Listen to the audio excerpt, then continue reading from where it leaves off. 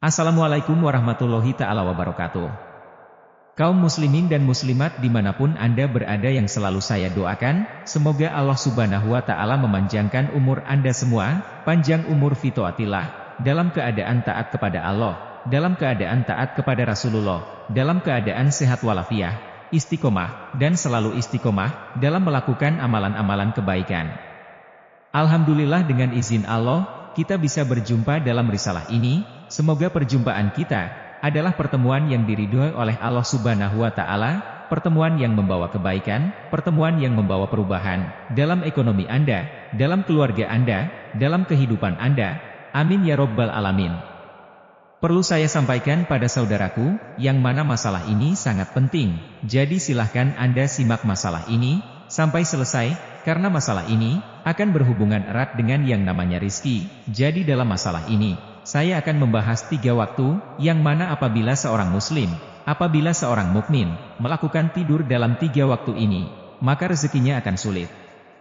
Ketika dia punya hutang, hutangnya akan susah lunas. Ketika dia berjualan, jualannya akan susah laris.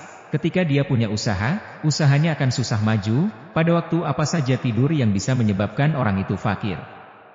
Atau orang itu tetap hidup dalam lingkaran kemiskinan? Sebelum saya lanjutkan, silahkan bagi para jamaah yang menonton video ini, yang belum like, silahkan ringankan tangannya untuk like dan komen, agar ketika saya berbagi tentang amalan, Anda bisa langsung mendapatkan notifikasinya. Dan silahkan jika Anda seorang muslim, dan menyukai kebaikan, silahkan klik tombol jempolnya, dan tulis doa-doa terbaik Anda di kolom komentar dengan harapan, semoga dengan Anda menulis hajat Anda di komentar, banyak para jamaah lain yang melihat doa Anda dan mengamini doa Anda, sehingga doa Anda cepat diistajib, cepat diijabah oleh Allah subhanahu wa ta'ala. Amin ya Rabbal Alamin. Jamaah yang dirahmati oleh Allah, yang namanya rizki seseorang seperti dalam Al-Quran, Allah berfirman bahwa Allah subhanahu wa ta'ala itu sudah menjamin rezeki semua makhluk Allah yang berada di atas bumi, sudah dijamin, mau itu pria, mau itu laki-laki, sudah dijamin oleh Allah terkait rezekinya. Lantas, ketika ada seseorang yang dalam hidupnya mengalami kesulitan rizki, kesempitan ekonomi, maka ini perlu digarisbawahi, pasti ada faktor penyebab. Nah, faktor penyebab itu ada 2, ada faktor internal, ada faktor eksternal. Faktor internal itu adalah penyebab yang kita lakukan oleh diri kita sendiri, sehingga rizki kita sulit. Faktor eksternal adalah misalnya, rezeki kita diganggu oleh orang lain. Nah, kalau dalam pembahasan ini, kita akan fokus membahas penyebab rizki seseorang itu sulit secara internal, yaitu bagaimana kita mengetahui hal yang menjadi penyebab rezeki kita sulit, yaitu kita melakukan aktivitas tidur dalam 3 waktu ini. Nah, tidurkan bahasanya, masa sih Ustadz, tidur bisa menjadi penyebab rizki seseorang itu sulit? Mungkin Anda bertanya seperti itu. Ini yang berkata bukan saya, tapi saya mengambil ilmu, mengambil makalah ini dari para ulama, dari Rasulullah Shallallahu Alaihi Wasallam, yang nanti akan saya terangkan. Kenapa tidur dalam waktu 3 ini akan menjadi penyebab rezekinya sulit? Bahkan misalnya nih, Anda tinggal dalam satu rumah, Anda tidak melakukan hal ini, tapi anak Anda atau suami Anda melakukan tidur dalam 3 waktu ini, itu sama saja mempunyai sifat, mempunyai efek kepada penghuni rumah lainnya. Nah, yang pertama para jamaah, aktivitas tidur yang bisa menyebabkan seseorang rezekinya sulit, hutangnya menumpuk, jualannya sepi, usahanya enggak lancar, adalah tidur setelah waktu subuh. Nah, ini catat, tidur setelah waktu subuh. Para jamaah yang dirahmati oleh Allah, ini ia penyebab rizki yang menghalangi. Ia menghalangi rezeki.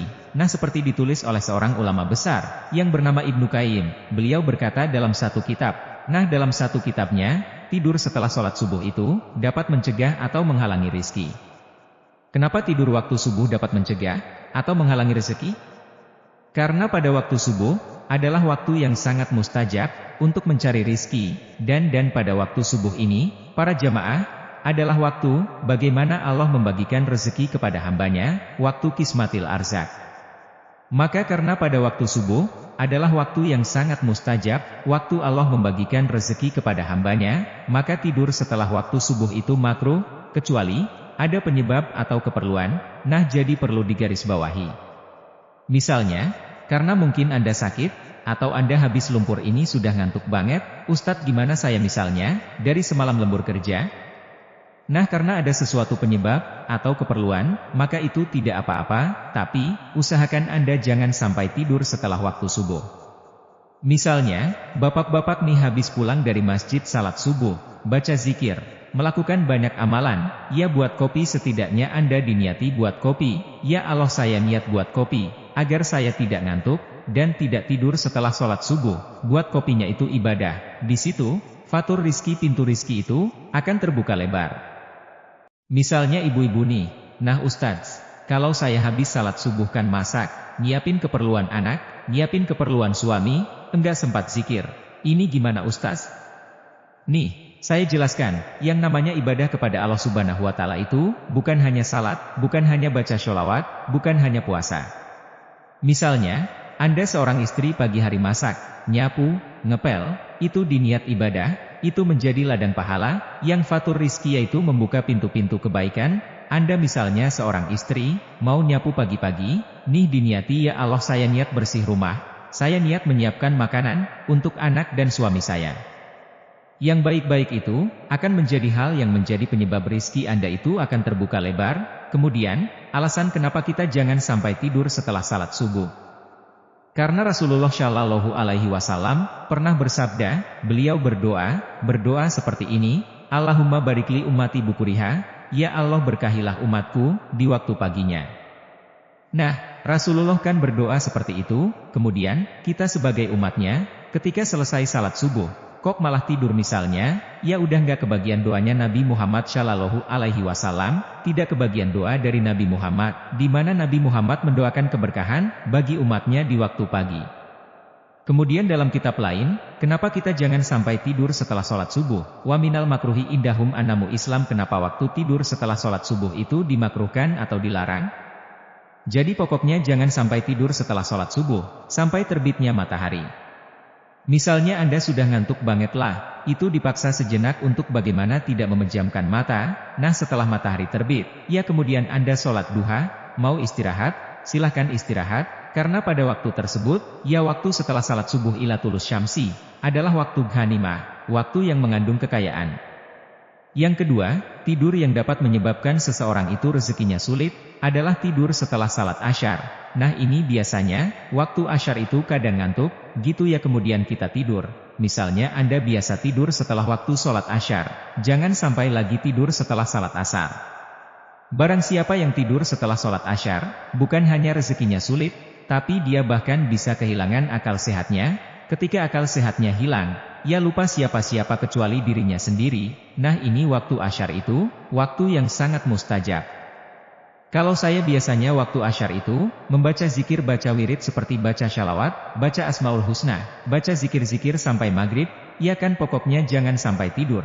Jujur setelah salat asar, kalau rezeki Anda ingin lancar, hutangnya cepat lunas, lakukan zikir jangan tidur. Kemudian waktu yang ketiga, yang mana waktu ini Anda jangan sampai tidur, yaitu setelah salat maghrib, sampai salat isya. Jadi dimakruhkan, dilarang bagi seorang mukmin, yang rezekinya ingin lancar, yang rezekinya ingin barokah, yang badannya ingin sehat, yang ingin segala hajatnya dikabulkan oleh Allah, itu jangan sampai tidur. Kalau bisa, dari asyar sampai ke isya ini, nyambung amaliyahnya, habis asyar jangan tidur, zikir sampai maghrib, baca surat Al-Waqiah misalnya, kan sampai isya. Nah itu bisa Anda lakukan sebagai upaya, ikhtiar langit fatur rizki, membuka pintu rezeki, membuka pintu kebaikan, hajat terkumpul, hutang lunas. Yang melunasi Allah Subhanahu wa Ta'ala, dengan ikhtiar seperti jalur langit, yang diajarkan oleh para ulama, oleh Rasulullah Shallallahu Alaihi Wasallam. Semoga bermanfaat, diingat-ingat sampaikan ke keluarga Anda, sampaikan ke anak Anda, sampaikan ke suami Anda, untuk tidak melakukan tidur pada 3 waktu ini, pagi hari setelah salat subuh, setelah salat asyar, setelah salat maghrib, sampai salat isya. Itulah yang bisa saya sampaikan, semoga bermanfaat, silahkan simak risalah saya yang lain, semoga bisa membawa perubahan dalam hidup Anda, sehat, berkah, sukses. Wassalamualaikum warahmatullahi wabarakatuh. Assalamualaikum warahmatullahi ta'ala wabarakatuh. Kaum muslimin dan muslimat dimanapun Anda berada yang selalu saya doakan, semoga Allah Subhanahu wa Ta'ala memanjangkan umur Anda semua, panjang umur fitoatillah, dalam keadaan taat kepada Allah, dalam keadaan taat kepada Rasulullah, dalam keadaan sehat walafiat, istiqomah, dan selalu istiqomah, dalam melakukan amalan-amalan kebaikan. Alhamdulillah dengan izin Allah, kita bisa berjumpa dalam risalah ini, semoga perjumpaan kita adalah pertemuan yang diridhoi oleh Allah Subhanahu wa Ta'ala, pertemuan yang membawa kebaikan, pertemuan yang membawa perubahan dalam ekonomi Anda, dalam keluarga Anda, dalam kehidupan Anda. Amin ya Rabbal Alamin. Perlu saya sampaikan pada saudaraku, yang mana masalah ini sangat penting, jadi silahkan Anda simak masalah ini sampai selesai, karena masalah ini akan berhubungan erat dengan yang namanya rizki. Jadi dalam masalah ini, saya akan membahas 3 waktu, yang mana apabila seorang muslim, apabila seorang mukmin melakukan tidur dalam 3 waktu ini, maka rezekinya akan sulit. Ketika dia punya hutang, hutangnya akan susah lunas. Ketika dia berjualan, jualannya akan susah laris. Ketika dia punya usaha, usahanya akan susah maju. Pada waktu apa saja tidur yang bisa menyebabkan orang itu fakir? Atau orang itu tetap hidup dalam lingkaran kemiskinan? Sebelum saya lanjutkan, silahkan bagi para jamaah yang menonton video ini, yang belum like, silahkan ringankan tangannya untuk like dan komen, agar ketika saya berbagi tentang amalan, Anda bisa langsung mendapatkan notifikasinya, dan silahkan jika Anda seorang muslim, dan menyukai kebaikan, silahkan klik tombol jempolnya, dan tulis doa-doa terbaik Anda di kolom komentar dengan harapan, semoga dengan Anda menulis hajat Anda di komentar, banyak para jamaah lain yang melihat doa Anda dan mengamini doa Anda, sehingga doa Anda cepat diistajib, cepat diijabah oleh Allah Subhanahu wa Ta'ala. Amin ya Rabbal Alamin. Jamaah yang dirahmati oleh Allah, yang namanya rizki seseorang seperti dalam Al-Quran, Allah berfirman bahwa Allah Subhanahu wa Ta'ala itu sudah menjamin rezeki semua makhluk Allah yang berada di atas bumi, sudah dijamin, mau itu pria, mau itu laki-laki, sudah dijamin oleh Allah terkait rezekinya. Lantas, ketika ada seseorang yang dalam hidupnya mengalami kesulitan rizki, kesempitan ekonomi, maka ini perlu digarisbawahi, pasti ada faktor penyebab. Nah, faktor penyebab itu ada 2, ada faktor internal, ada faktor eksternal.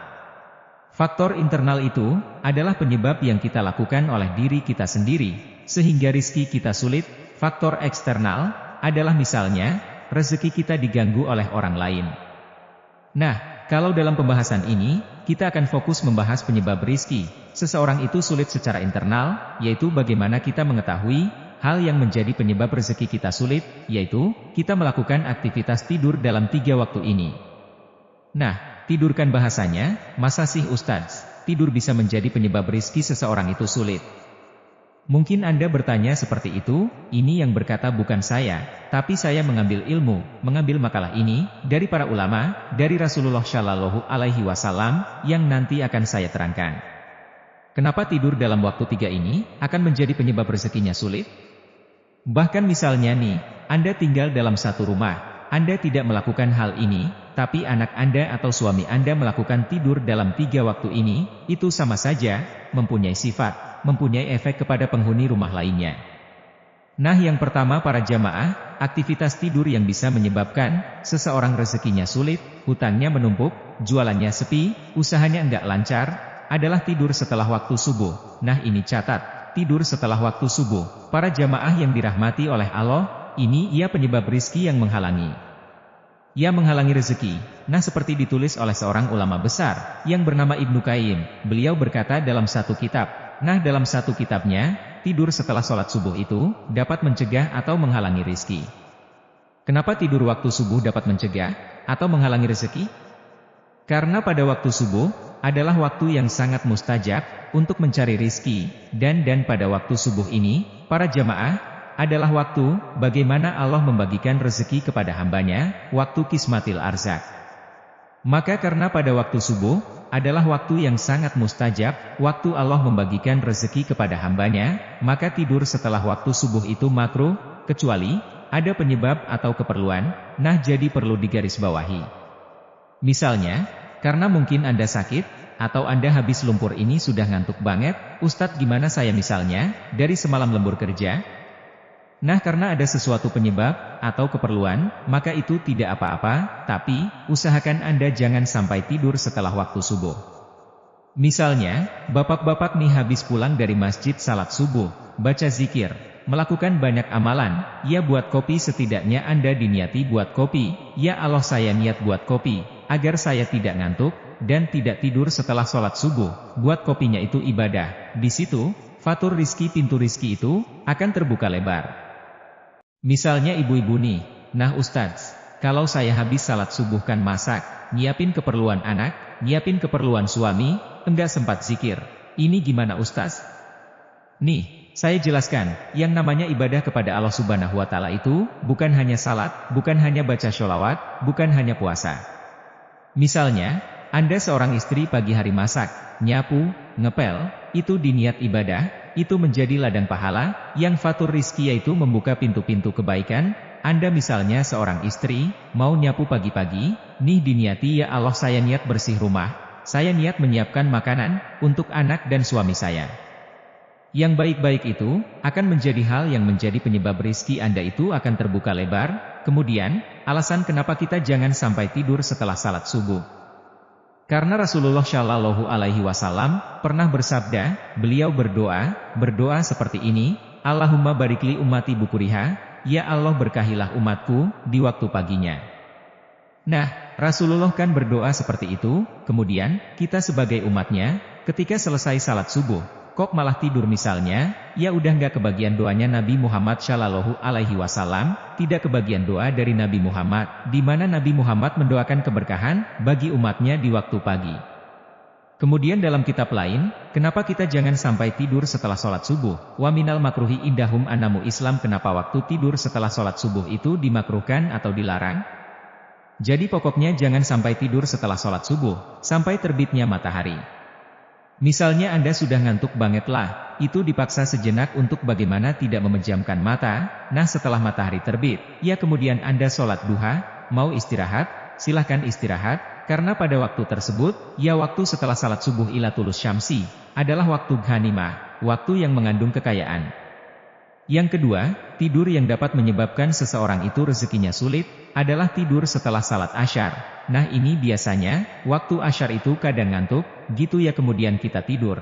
Misalnya Anda biasa tidur setelah waktu sholat asyar, jangan sampai lagi tidur setelah salat asar. Barang siapa yang tidur setelah sholat asyar, bukan hanya rezekinya sulit, tapi dia bahkan bisa kehilangan akal sehatnya. Ketika akal sehatnya hilang, ia lupa siapa-siapa kecuali dirinya sendiri. Nah ini waktu asyar itu, waktu yang sangat mustajab. Kalau saya biasanya waktu asyar itu, membaca zikir baca wirid seperti baca syalawat, baca asmaul husna, baca zikir-zikir sampai maghrib, ya kan pokoknya jangan sampai tidur. Jujur setelah salat asar, kalau rezeki Anda ingin lancar, hutangnya cepat lunas, lakukan zikir jangan tidur.